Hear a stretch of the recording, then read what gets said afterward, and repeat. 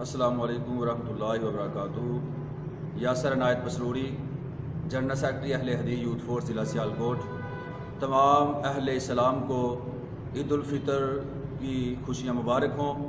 ناظرین، عید الفطر کا ایک اہم پیغام اپنے اس پرمسرت خوشی کے موقع پر اپنے گلی محلہ ہمسایوں کے اندر جتنے غربا، مساکین اور بے سہارا لوگ ہیں ان لوگوں کو اپنے اس عید کی خوشیوں میں شامل فرمائیں۔ السلام علیکم ورحمۃ اللہ وبرکاتہ۔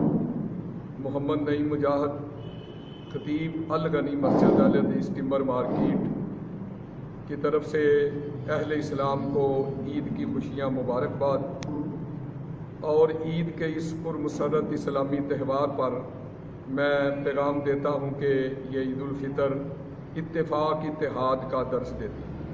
ہم سب کو مسلمانوں کو مل جل کر اکٹھے رہنا چاہیے۔